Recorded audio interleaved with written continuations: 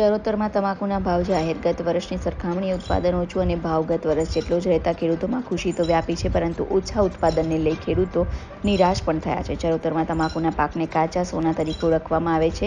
ચરોતરમાં મુખ્યત્વે તમાકુનો પાક વધુ પ્રમાણમાં ખેડૂતો કરતા હોય છે, ત્યારે ચાલુ વર્ષે તમાકુનો ભાવ ગત વર્ષ જેટલો જ રહેતા ખેડૂતોને મહદઅંશે રાહત થવા પામી છે. ચરોતર નહીં પરંતુ સમગ્ર દેશમાં તમાકુના ભાવ મહીસાગર સામુદાયિક ભાઠા મંડળીની જાહેર હરાજી ઉપર નિર્ભર થતા હોય છે. વર્ષ 1953માં મંડળીની સ્થાપના કરવામાં આવી હતી અને 299 જેટલા ખેડૂતો 500 એકરમાં સામૂહિક રીતે તમાકુની ખેતી કરતા હોય છે. ચાલુ વર્ષે મંડળી ખાતે તમાકુની જાહેર હરાજી યોજાઈ હતી, જેમાં 15 જેટલા ટેન્ડર ભરાયા હતા. મારું નામ દીપકભાઈ મધુભાઈ પટેલ અને મહીસાગર ભાઠા સામુદાયિક ખેતી સહકારી મંડળી તેની સ્થાપના 1953માં થયેલી છે અને એનો પ્રમુખ છું.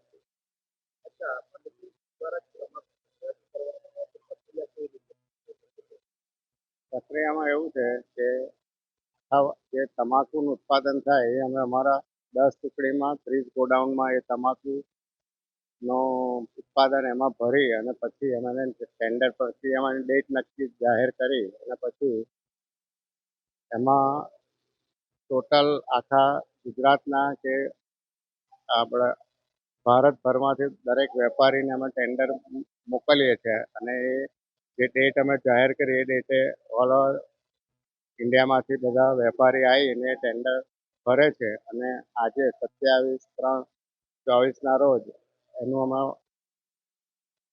મહીસાગર ભાઠા સહકારી મંડળીના સભ્યો, કમિટી સભ્યો અને વેપારીની સામે અમે ખોલી અને એના ભાવ જાહેર કરીએ છીએ. આ વખતે 17 ટેન્ડર આવ્યા હતા અને આ વખતે 3303 રૂપિયા હાઈએસ્ટ ભાવ છે.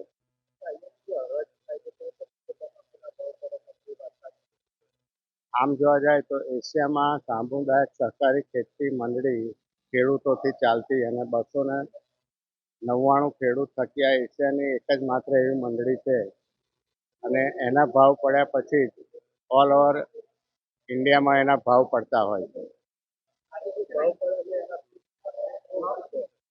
આ વખતે જે ભાવ પડે એનાથી સંતુષ્ટ તો નથી જ, કારણ કે અત્યાર સુધીનો રેકોર્ડ છે કે ગઈ વખતે 22-23માં અમારે 3590 રૂપિયા ભાવ પડ્યો હતો.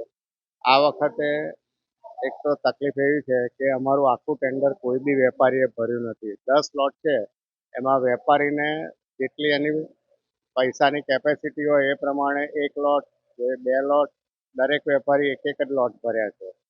એટલે ખેડૂતોને એ તકલીફ તો પડવાની જ છે એમને અને ભાવ પૂરેપૂરા અમને મળ્યા નથી.